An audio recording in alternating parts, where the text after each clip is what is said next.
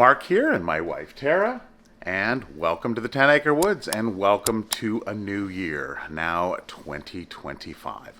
So we just got back from a trip out west, driving 14 hours to visit a family that live in Calgary. My brother flew out from Peterborough, so we had a little family get-together over the new year and the holidays, and everything went well. We're very happy to be home, however, so there's no place like home. So while we were on our trip, we went out to Winners, and we found a cat bed, or a number of cat beds. So we had some time to kill, and we ended up driving around, plugging it into the Google GPS maps, and hitting every Winners in the northwest section of Calgary.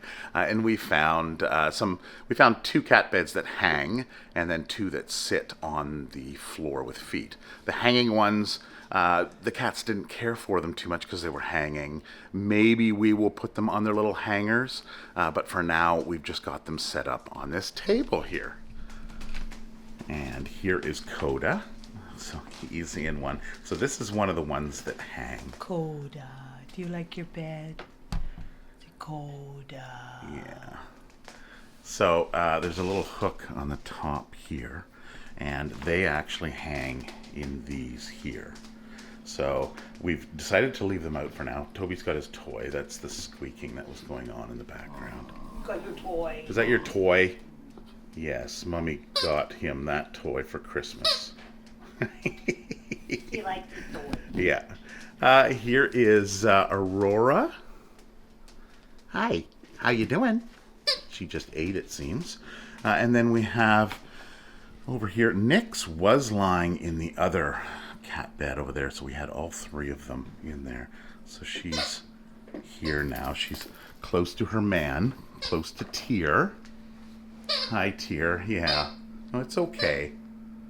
Yeah, like, Tyr. Back off. Tyr's a little shy. He's like, oh. Oh, yeah. There Daddy he goes. Disturbed him. Yes, disturbed his nap. He was lying in the sun. So I think they'll work out well. We just have to figure out a place to put them. So Tara was trying to figure out. Oh. She's like, you can't make me go to bed. No. Yeah. Oh, and here's little Zoria. Hey, are you wanting treats? She's like, you guys have been away. Where's my treats? Yeah, at the where's the table? treats? So our trip out to Calgary started off, it was a little, the weather wasn't too bad over the holidays, but that morning that we left, it was foggy, it was rainy, it was snowy. We got out of Manitoba. Tara she was the passenger, but she was not in control, so she was sitting in the driver or the passenger seat, kind of clenching. She's like, ooh.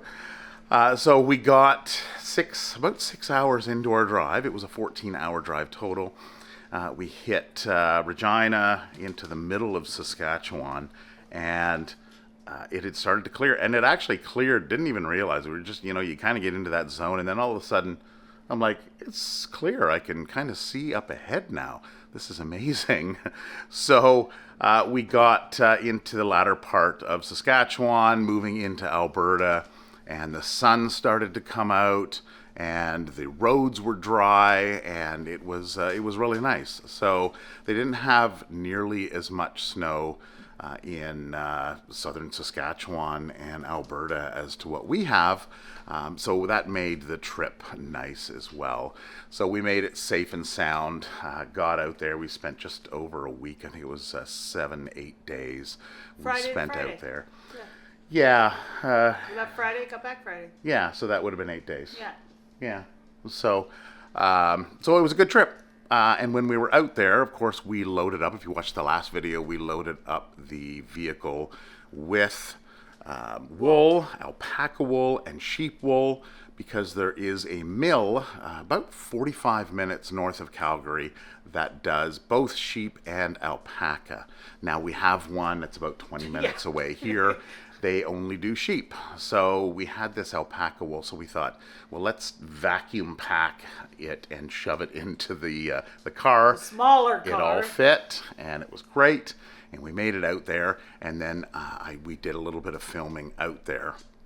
So Tara had mentioned when we were there, she said, we were looking at these cards where they have some information on the mill, and she said, you should do the narration of this, because apparently I have a good narration voice. So I'll move to that video right now, and you can check out the mill and everything that they have there. So then I should pick. Maybe you should narrate it. Custom Woolen Mills started in 1975 and was amalgamated from two different companies, Golden Fleece in Margrath, Alberta, and Custom Woolen Mills in Sifton, Manitoba. They purchased the wool directly from farmers across the prairies and the Canadian cooperative wool growers. They bring their wool to mills separated by color and breed. There are hundreds of breeds of sheep, each with different wool characteristics, so they use the wool from different breeds for different products. Some are very soft and are used for making next to skin garments, and some are very strong, so can be used for socks. Washing. Raw fleece is hand sorted to remove large amounts of vegetation and manure, then fed into the duster, which pulls the fleece into individual tufts. The tufts then get fed into the wash tank of hot water and mild detergent to remove remaining dirt and manure, then into a clean water rinse tank. Long tines on the tank pull the wool through the water without agitating so it doesn't shrink or felt together. After rinsing, most of the water in the wool is spun out in a centrifuge and the recycled water back into the tanks. Lastly, the wool is tumble dried. It's said that the heart of a mill is the carding machine. At Custom Woolen Mills, they have 3 each, making a different product from the fiber web that they produce. Carding is the first step in wool processing. At Custom Woolen Mills, they do what's called woolen carding, where loose, washed fibers are brushed into a fiber web. The loose fiber feeds from the hopper into a series of card rollers with progressively finer wire brushes on them. Woolen carding makes a thicker, more airy yarn that are excellent for handwork. Many modern yarns and wool threads are made using a worsted carding system where, in addition to being brushed, the fibers are combed so that they all run in one direction. Worsted yarns are finer and more compact. The roping card. This roping card was built in 1910 in Massachusetts. Depending on the type of wool used, roping can be used for hand spinning, needle felting, saddle pad making, or log home insulation. The bat card, built in 1895, is the oldest machine currently in use at the mill. With wood plank cylinders and decorative wheel spokes, it comes from an era when machines were made with aesthetics in mind. The carded web of fiber produced by the bat card is layered back and forth on a moving apron of wooden slats. Once a large roll of batting is created, the batting is rolled out onto a hinged table with folding sections that allow it to be folded and rolled into individual bats to be used in quilting, felting, or house insulation. The yarn card. Built in 1927, the yarn card is the newest and largest carding machine at the mill. Carding for yarn must be very accurate to produce the correct weight per yard in each strand.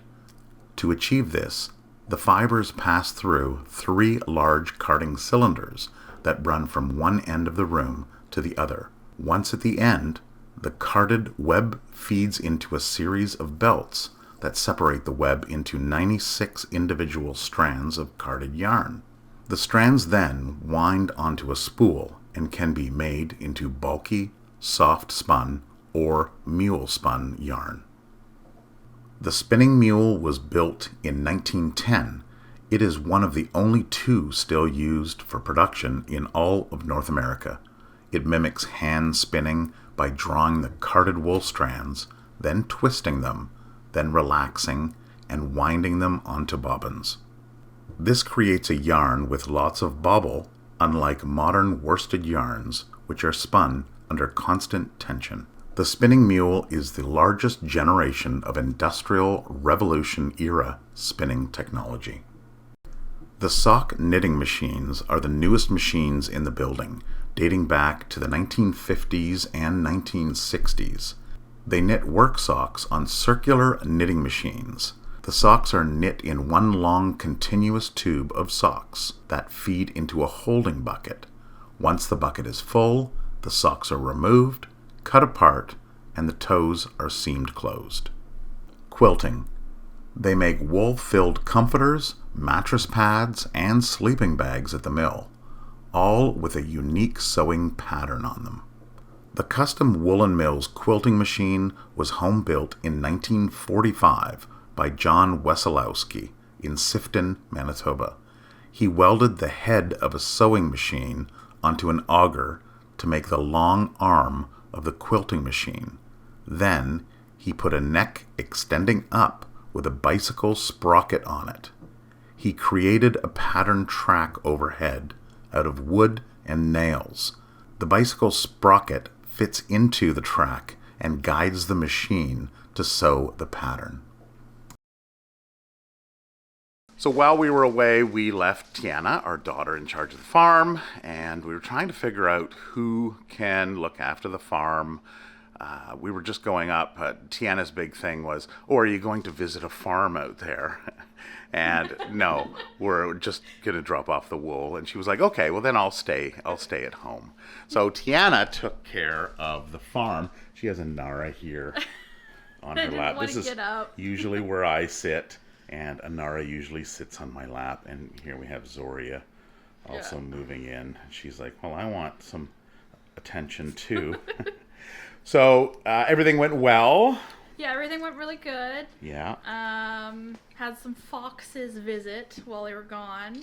Yeah, so there was some young foxes that were up on the septic field that you had noticed. Yeah. I guess it was in the morning just before you were doing feeding? Yeah, so they were about an hour before 9 o'clock, which is 9 o'clock going out to feed. I saw them running around playing out there. And then they also went up to like the curve of the driveway and were hanging out down there and then coming up.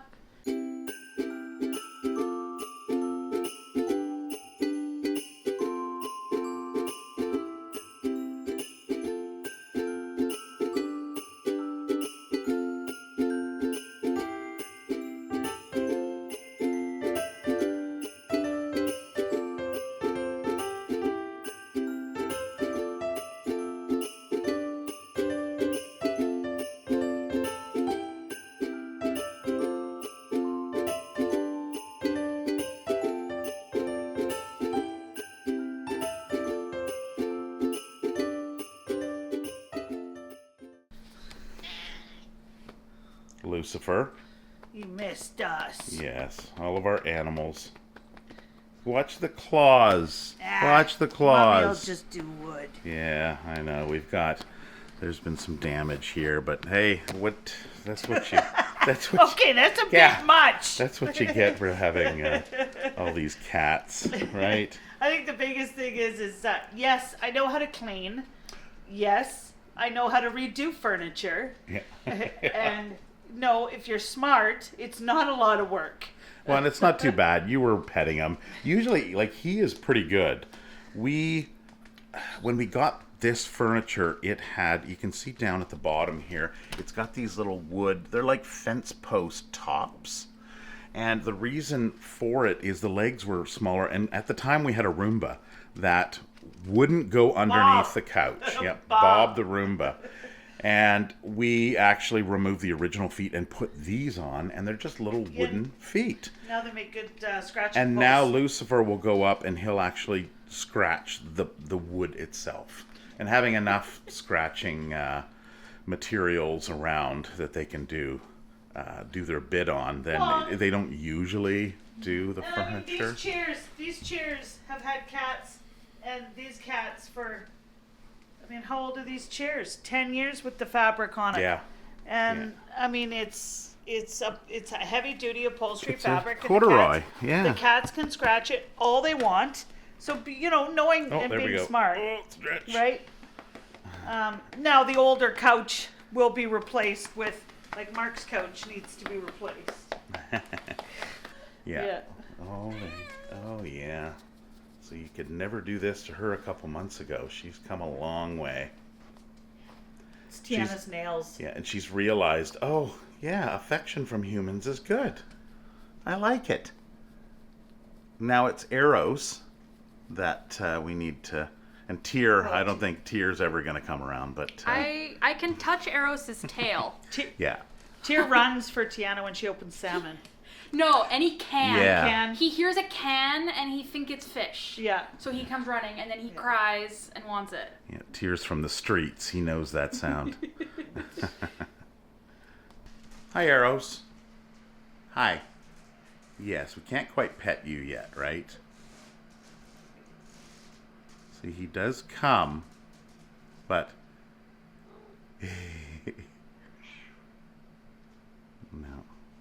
no, he's right on the verge of being pettable. Needs to simmer a little bit more, doesn't it, buddy? Yeah.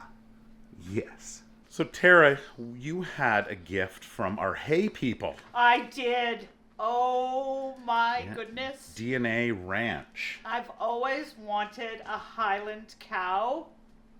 Now don't get too excited. She didn't get a Highland cow. I didn't get a Highland cow, but I got a picture of a Highland cow, and it's a black one. Yeah, so this is actually one of their cows that they have. Yeah. They made a post on Facebook, and Tara said, "Oh, I love it." So they went and they made it up into some wall art here. Yeah. So it's a really nice picture of a Highland cow, obviously during winter time, and just done in black and white. So beautiful picture. Yeah. So that is it. Quick little video here for January 2025. I hope you all had a wonderful holiday. We did. It's time to get back to work tomorrow and start off 2025. Until next video, I hope you all have a wonderful week, and we hope to see you then. Take care. Bye.